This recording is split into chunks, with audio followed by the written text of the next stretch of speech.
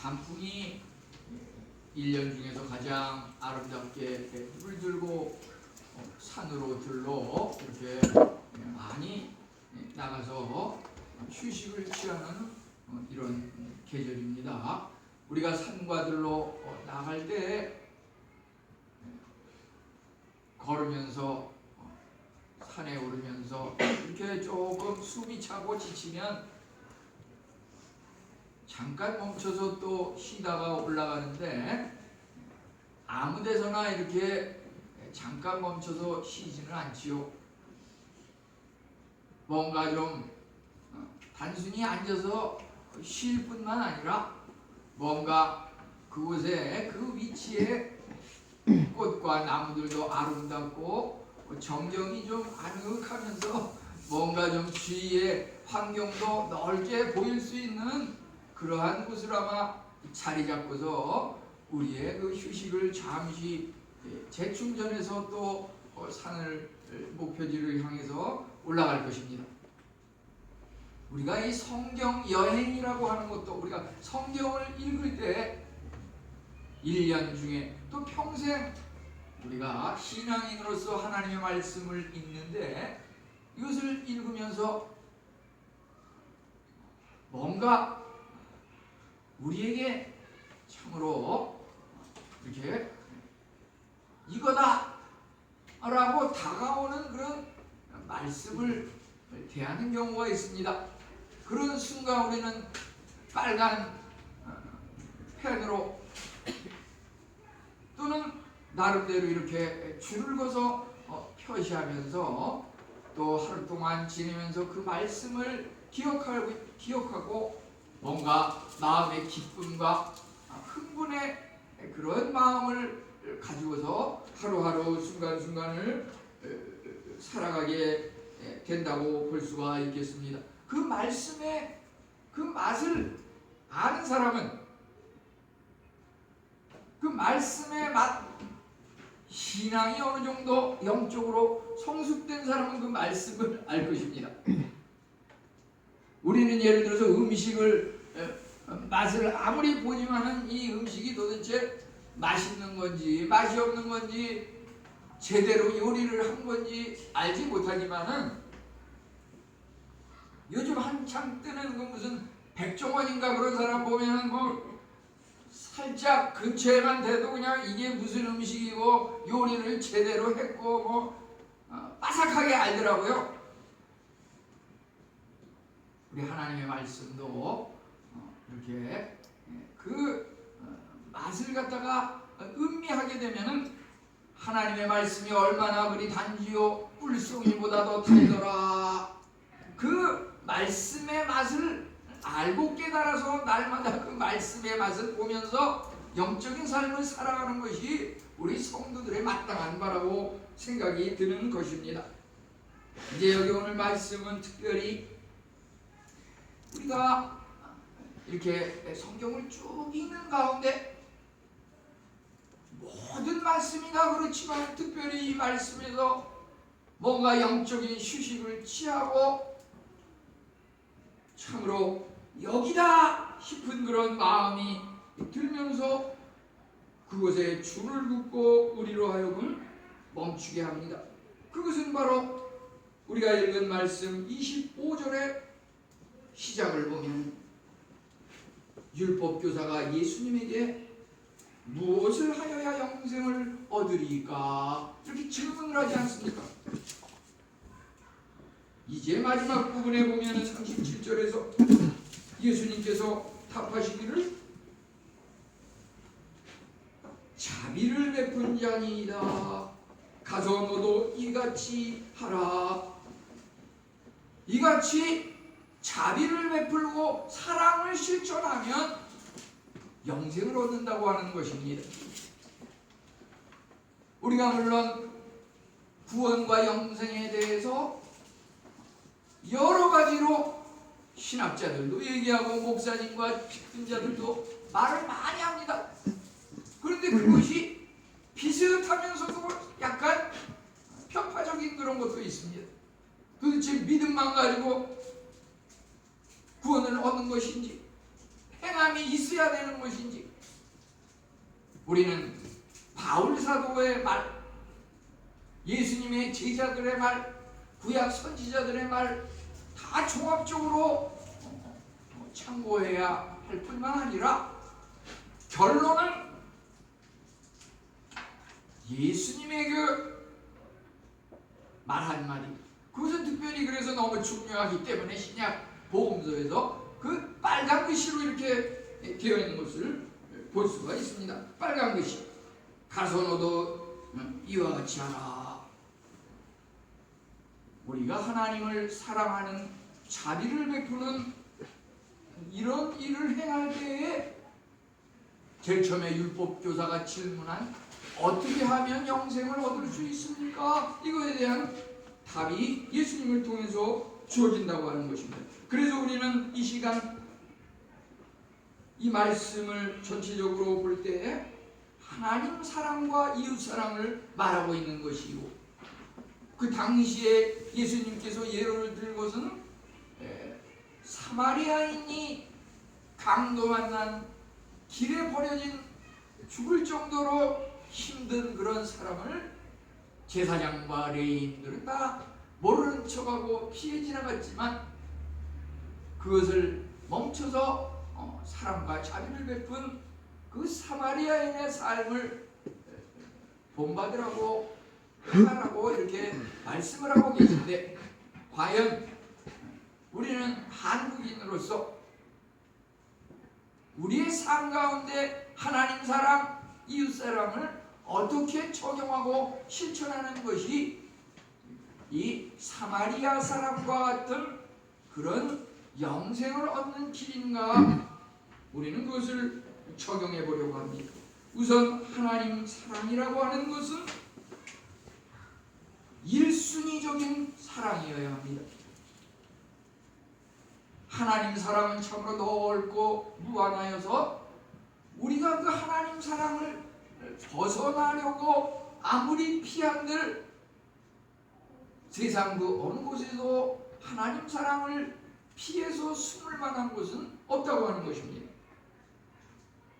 그러기에 누가복음 10장 27절 우리가 읽은 이 말씀은 하나님을 사랑하는 방법에 대해서 뭐라고 여기에 이야기하고 있습니까? 마음을 다하며 목숨을 다하며 힘을 다하며 뜻을 다하여 하나님을 사랑하라고 말하고 있는 것입니다.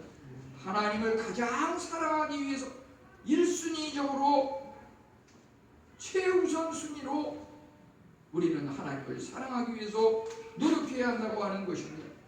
이것이 어떻게 가능합니까? 고린도전서 10장 31절은 보다 구체적으로 어떻게 하는 것이 1순위적인 사랑인지 말하고 있습니다. 너희가 먹든지 마시든지 무엇을 하든지 하나님의 영광을 위하여 하라. 우리가 기도할 때에도 하나님 사랑의 마음으로 하나님의 영광을 먼저 구해야 한다고 하는 것입니다. 우리가 하나님의 사랑을 구할 때 하나님께서 우리로 하여금 우리 생각과 발걸음, 행동 반경을 세계만방으로 뻗어나가게 하시는 것입니다. 우리가 참으로 비상사태, 코로나와 같은 이런 어려운 상태가 우리 안에 임할지라도 그 어려움과 위기를 능히 방어하고 피난할 수 있는 그 피난처가 되시는 하나님이십니다. 그렇기 때문에 하나님 사랑을 실천해 나가는 사람들에게는 늘 그 매 순간의 삶이 기쁨과 번영이 넘쳐나게 되는 것입니다. 그러면 하나님 사랑이라고 하는 것은 1순위적인 사랑일 뿐만 아니라 십자가 사랑이라고 볼 수가 있습니다. 우리가 성경을 가장 요약한 대표적인 말씀 중에서 요한복음 3장 16절을 보면은 하나님이 세상을 이처럼 사랑하사, 뭐 1, 2, 3, 4가 다 들어가 있습니다. 독생자를 주셨으니 이는 저를 믿는 자마다 멸망치 않고 영생을 얻게 하려 하심이라. 하나님께서 하나밖에 없는 아들 독생자 예수님을 우리에게 주셔서 그 예수님으로 하여금 우리 죄를 대신해서 십자가에 못 박혀 돌아가게 하신 그 사랑이 바로 하나님 사랑의 최고 사랑이라고 하는 것입니다. 이 사랑이 우리 안에 임할 때 질병과 고난과 어떤 위험에 처할지라도 이것은 참으로 하나님께서 나에게 주신 최고 사랑의 십자가의 은혜구나. 우리가 참으로 성공을 해서 돈을 많이 벌어서 취업을 해서 얻는 기쁨도 행복하고 참으로 살만 나는 세상이겠거니와 십자가 사랑을 우리의 삶 가운데 품고 살아가는 그 삶이라고 하는 것은 고난과 어려움, 죽음과 질병 그러한 것이 임할 때에 오히려 더 하나님은 살아계시구나. 우리가 말이죠 건강해서 느끼는 기쁨보다 내가 정말 내 몸속에 암덩어리가 있어서 느끼는 그 기쁨이 더 감격스럽게 느껴지는 그것이 십자가 사랑의 은혜라고 하는 것입니다. 그 은혜가 몸속에 품어지는 사람에게 부활 승리의 영광이 임하는 것입니다. 거기에는 참으로 자기 자신을 완전히 비워야 하나님의 사랑이 충만하게 들어옵니다. 왜 성령이 충만하지 않습니까? 내 자아가 차지하고 있는 그 부분에는 성령이 들어올 틈이 없는 것입니다. 아무든지 나를 따르려거든 먼저 자기를 부인하고 날마다 십자가를 지고 나를 쫓을 것이니라. 참으로 마가복음 8장 34절, 마태복음 16장 24절은 반복해서 말하고 있습니다. 십자가 사랑이라고 하는 것은 하나님께서 우리 인류를 사랑하셔서 예수 그리스도를 통해서 우리에게 보여주신 최고의 사랑이라고 하는 것입니다. 우리는 여기서 이제 무엇이 하나님 사랑인지 성경을 바로 읽는 것이 하나님 사랑이라고 하는 것입니다. 왜 그렇습니까? 요한복음 1장 1절은 말씀은 곧 하나님이시라. 우리가 정말 사랑하는 사람은 날마다 보고 싶고 뭔가 눈동자를 마주쳐서 이야기를 나누고 싶고 그것이 바로 성경을 읽는 그 이유라고 하는 것입니다. 하나님 사랑이라고 하는 것은 어떻게 보면 너무 막연하고 구름 잡는 이야기 같지만 구체적인 우리 삶의 현장에 있어서 하나님이 너무 나를 먼저 사랑하셨기 때문에 내가 또 그의 응답에서 하나님을 사랑하고 그러기에 우리 말씀이신 하나님을 바라보고 그 말씀 안에서 나에게 이야기하는 그 하나님의 음성을 듣고 또 내가 하나님께 나의 간절한 소원을 아뢰는 기도를 드리고 또 기도에 응답하시는 하나님의 그 음성을 듣고 주거니 받거니 주거니 받거니 얼마나 기쁘고 아름다운 그런 삶입니까? 그것이 바로 성경을 읽기라고 하는 것입니다. 성경을 읽는데 두 가지 방법이 있습니다. 세상 목적을 위해서 읽는 그런 방법이 있겠고 또 하나는 영적인 목적으로 진리를 추구하기 위해서 읽는 것이 있을 것입니다. 예수님께서는 그 율법 교사에게 질문하고 있습니다. 27절, 28절에 보면 성경에 뭐라고 기록되어 있냐? 넌 그 성경 말씀 어떻게 읽고 있니? 우리는 때로는 이것을 단순한 세계의 무슨 많은 책들 중에 한 권, 문학 작품 이런 것으로 알고 읽는 경우가 있겠고 또 어떤 사람은 그 배너라는 영화를 지은 사람은 보면은 성경을 읽어가지고 내가 하나님이 없다는 것을 증명해야겠다 그런 목적을 가지고서 성경을 읽었다 그래요. 이 대목지 않은 성경 틀린 부분을 내가 지적을 해가지고서 요걸 만천하에 공개해야겠다 그런 목적으로 또 성경을 읽었는데 그가 그 성경을 읽는 동안에 변화돼서 배너라는 영화를 이렇게 만들어서 세계적으로 아주 히트했다고 그러는데 우리가 성경을 읽는 그 목적이 뭐냐? 정말 우리가 진리를 위해서 영적인 목적으로 구원과 영생을 위해서 그런 목적으로 읽는 것이 참 하나님의 사랑의 그런 실천이라고 하는 것입니다. 우리가 참으로 성경을 통해 보면 구약에서는 뭔가 사랑보다는 공의, 사랑보다는 두려움과 공포, 율법은 우리 죄를 깨닫게 하지만은 용서하지는 못한다, 이런 식으로 많이 배우고 들어왔습니다. 그러지만 신약에 오게 되면 예수 그리스도의 십자가를 통한 사랑, 사랑과 자비,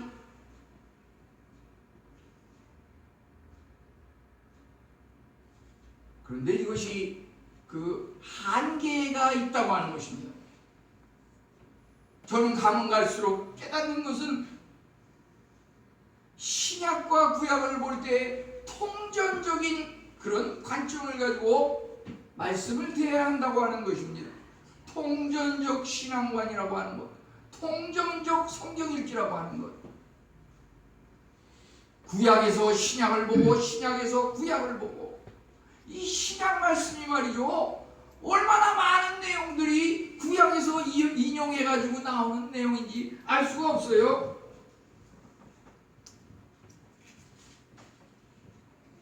우리가 오늘 읽은 이 말씀만 보더라도 예를 들어서 마음을 다하고 목숨을 다하고 힘을 다하고 뜻을 다하여 하나님을 사랑하라고 하는 이런 말씀, 모세오경에 여러 번 반복되는 것을 볼 수가 있습니다. 신명기서라든지 이런 데서 그 말씀을 그냥 인용을 한 거예요. 예수님이 예를 들어서 마귀 시험에 빠졌을 때도 구약 성경을 인용을 해서 마귀 시험을 물리쳤어요. 우리도 구약 성경을 이렇게 보면은, 예를 들면은 미가서 7장 18절 같은 데 보면은 주께서는 죄악과 허물을 사유하시며 인애를 기뻐하심으로 진노를 오래 품지 아니하시나이다. 예를 들자면 여기에 죄악과 허물을 용서하시고 인애와 사랑을 기뻐하시고, 구약의 수많은 그 내용들이 오히려 신약보다도 더 많은 숫자가 사랑과 자비에 대해서 이야기하고 있다고 하는 것입니다. 그래서 우리는 성경을 대할 때 통전적인 그런 관점으로 읽어야 돼요. 구약을 읽을 때 신약에서는 뭐라고 됐는지 짝이 되는 말씀이 있습니다. 구약을 읽을 때 신약에서, 신약을 읽을 때 구약에서.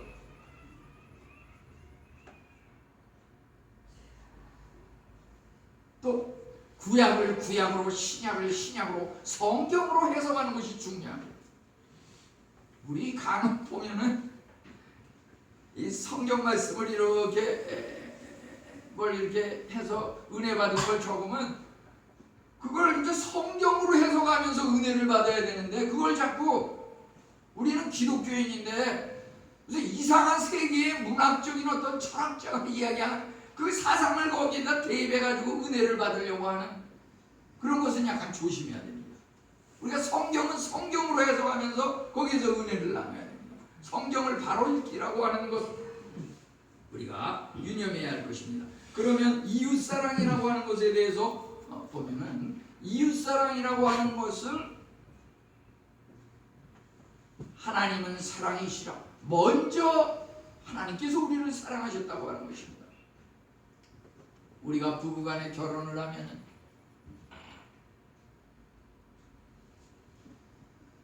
신랑이 신부에게 먼저 사랑한다고 했습니까? 신부가 신랑에게 먼저 사랑한다고 했습니까? 누가 먼저 사랑을 고백했습니까? 이런 거 이렇게 묻고 따지는 경우가 있는데, 이 하나님 사랑이라고 하는 것은 내가 하나님을 사랑했기 때문에 하나님이 나를 사랑하는 것이 아니라 하나님께서 우리를 먼저 사랑하셔서 우리가 하나님을 사랑한다고 하는 것입니다. 그래서 하나님은 사랑이십니다. 이웃사랑은 하나님 사랑에서 솟아나고 발생합니다.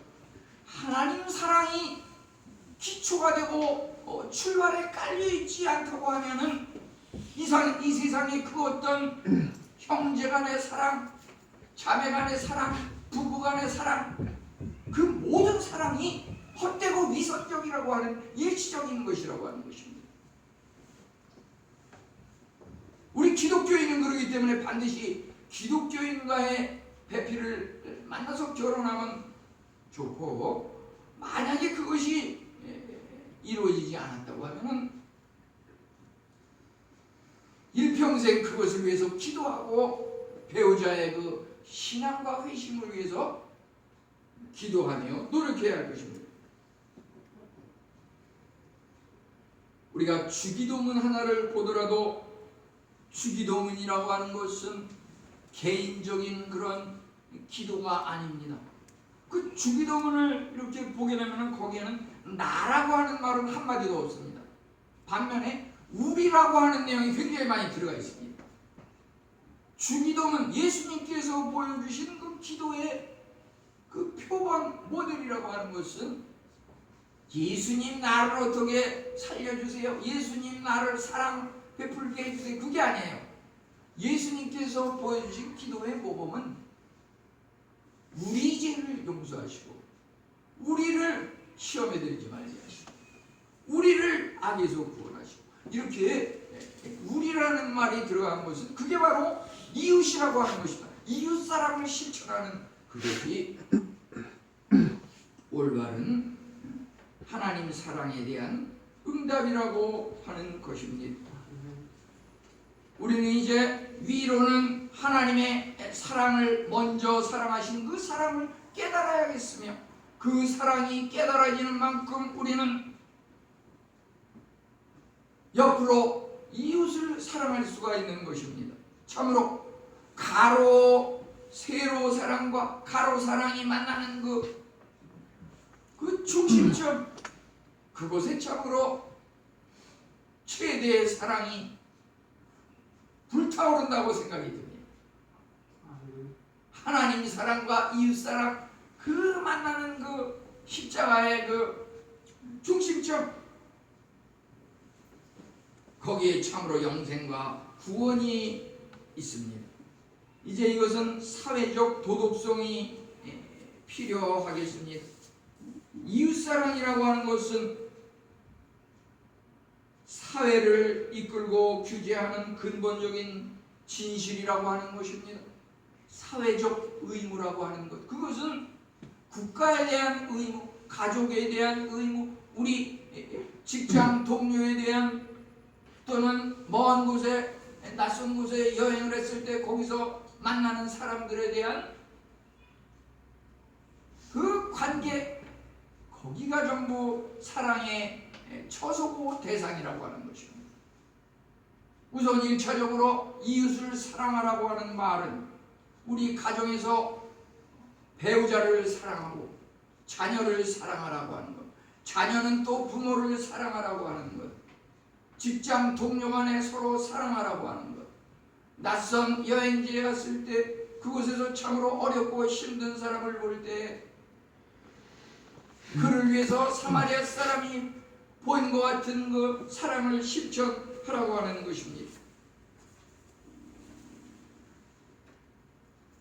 그런데 우리가 먼 곳에 여행을 하는 그러한 것을 예로 든다고 하면은 단순히 필요한 어떤 의류라든지 의복이라든지 이 음식이라든지 생필품에 관한 그러한 것들만 준비한다 그래서 완전한 것은 아닙니다.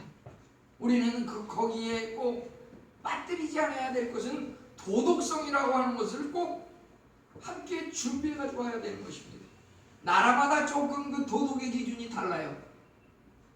우리나라는 대충 그래도 괜찮은 그런 도덕성의 문제가 그 나라에서는 아주 법이 아주 까다롭고 엄격해가지고 그것이 그 나라 법으로 적용이 돼가지고서 감옥에 들어가고 어려움을 겪는 경우도 많이 있는 것을 우리는 보도를 통해서 보게 됩니다.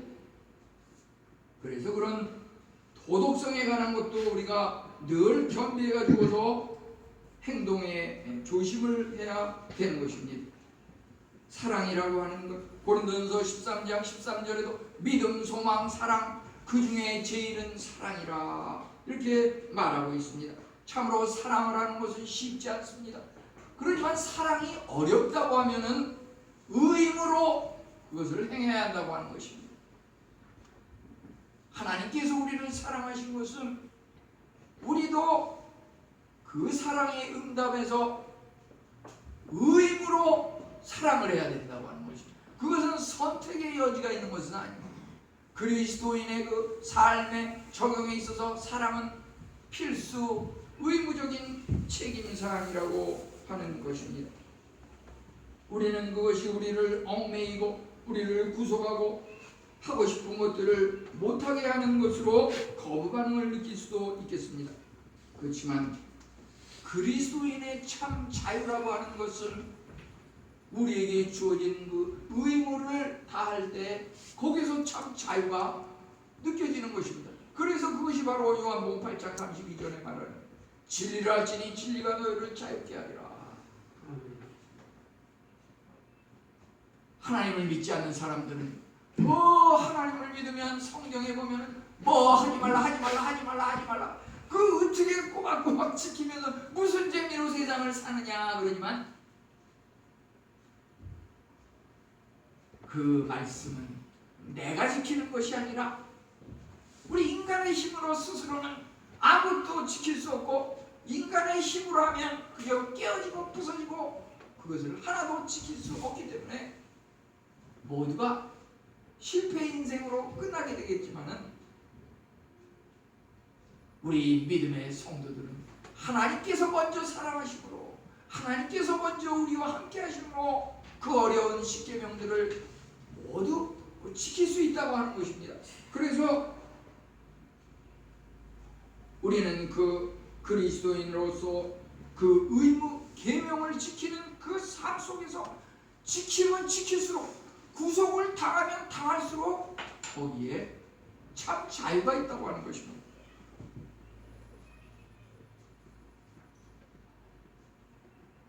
예를 들어서 제가 어머님을 모시고 이렇게 살고 있는데 예를 들어서 집에 한 7시 반쯤이고 이렇게 하루 일을 마치고 돌아오면은 어머님을 뵙게 되는데요. 출근할 때도 그래요. 어머님이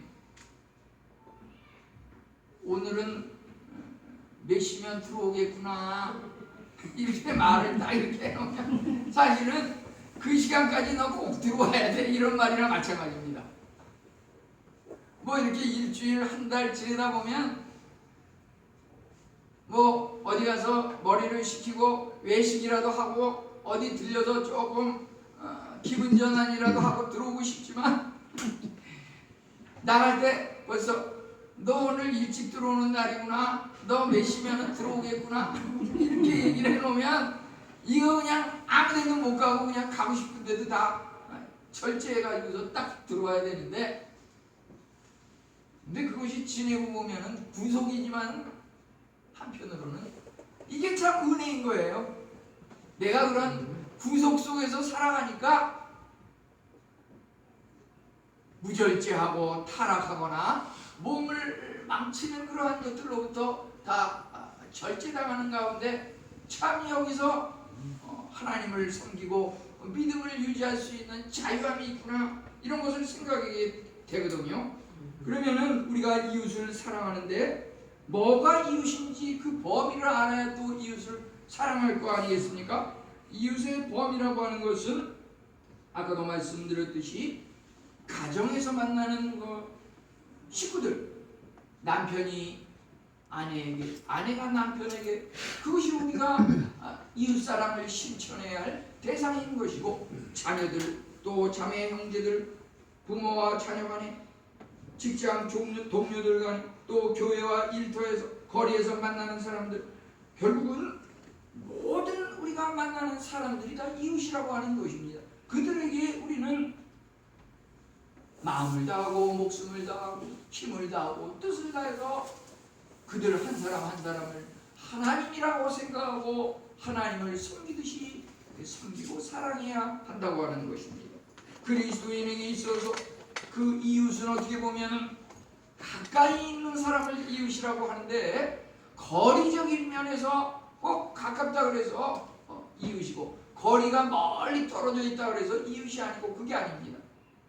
참 이웃은 내가 다가가서 사랑을 베푸는 그 사람이 이웃인 것이고, 또 그 사람에게 나는 이웃이 되는 것입니다. 아무리 가까워도 사랑을 나눌 수 없고 이야기 한번 하지 않는 사이라고 하면 그것은 전혀 이웃이 아닌 것입니다. 아무리 무슨 부부지간에 일촌이면 뭐합니까?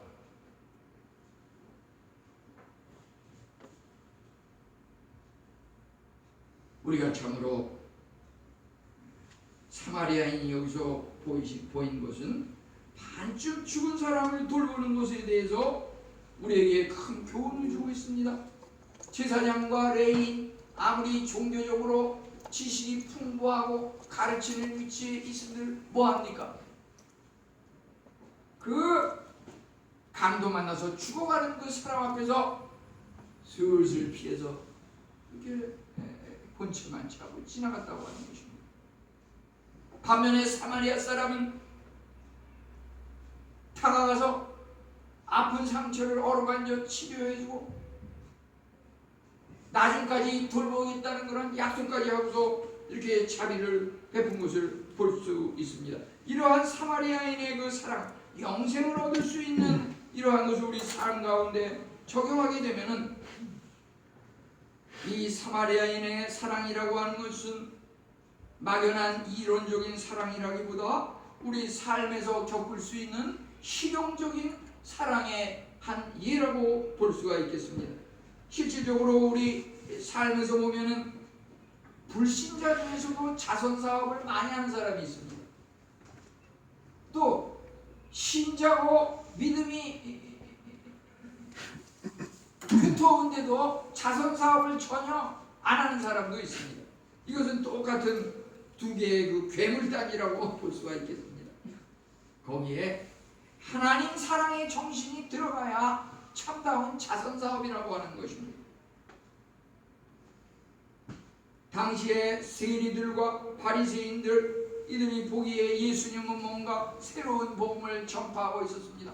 예수님은 그들이 보기에 이단적인 그런 종교를 전하고 있었습니다.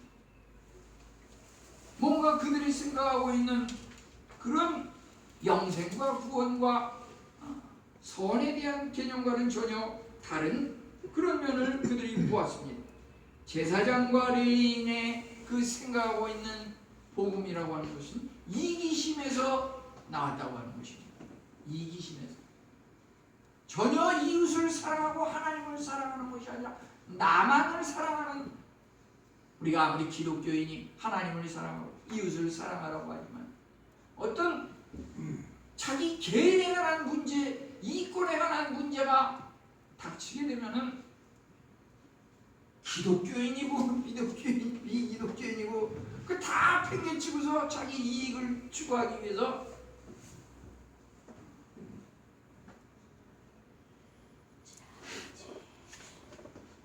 이 머리에 띠를 두르고서 결사반대. 이거 저기 세상 사람은 그러더라도 기독교인은 그러면 안 될 것 같아요.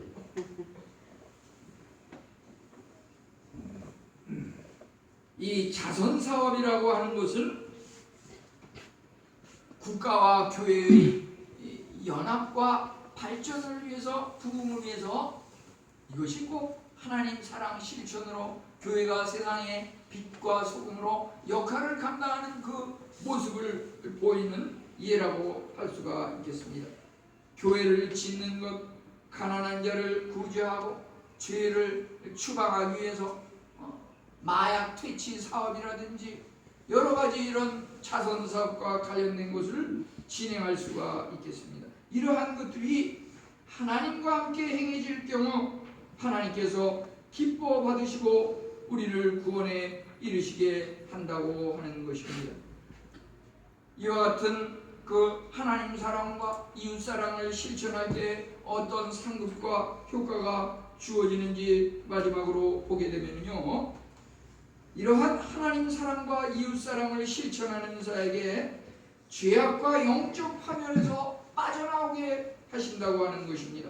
우리가 참으로 인간적으로 생각할 때 도저히 불가능한 일이고 불가능한 사업이라 할지라도 하나님께서 우리를 먼저 사랑하셔서 시작하신 일이므로 하나님께서 그것을 이루게 하신다고 하는 것입니다. 우리가 참으로 세상적으로는 미약할지라도 하나님께서 참으로 가진 것 없는 자, 낮고 천한 자, 연약한 자를 택하고 부르셔서 그들을 강하게 하시고 힘을 주시고 존엄하게 하시고 하나님을 사랑하는 자를 통하여서 세상에 참으로 변화되는 그런 빛으로의 역할을 감당하게 한다고 하는 것입니다. 그래서 골로새서 3장 14절은 우리가 무엇하든지 모든 것 위에 사랑을 더하라. 온전하게 매는 띠니라. 우리가 사랑할 때 완전함에 도달하게 되고 하나님께 친밀한 관계를 유지할 수 있게 되는 것입니다. 신앙생활의 가장 큰 기쁨은 무엇입니까? 하나님 사랑을 실천할 때 거기에 참 행복과 기쁨이 있다고 하는 것입니다. 우리가 아무리 고통과 죽음의 위기를 당한다 할지라도 하나님 사랑을 실천하는 사람은 그 고통과 어려움이 기쁨으로 느껴지며 기쁨으로 믿는 그 믿음대로 그것이 변화된다고 하는 것입니다. 우리는 참으로 하나님을 사랑하는 것을 통해서 우리의 위치가 상승되고 하나님께서 가장 존귀한 주님의 자녀로 사용하신다고 하는 것입니다. 하나님을 소유한다고 하는 것은 우리가 무한한 부자가 되는 것입니다. 이제 참으로 이 가을 열매가 주렁주렁 열리는 이러한 시기에 우리는 성령의 열매, 그 열매 중에서도 1번이 무엇입니까? 사랑이라고 하는 것. 우리 사랑의 열매가 이 가을에 우리 모두에게 풍성하게 열림으로 영생을 얻고 구원에 이르는 우리 성도님들 다 되시기를 축원합니다. 사랑의 하나님 감사합니다. 율법교사가 묻기를 어떻게 무엇을 하면 영생을 얻으리까 말씀하셨을 때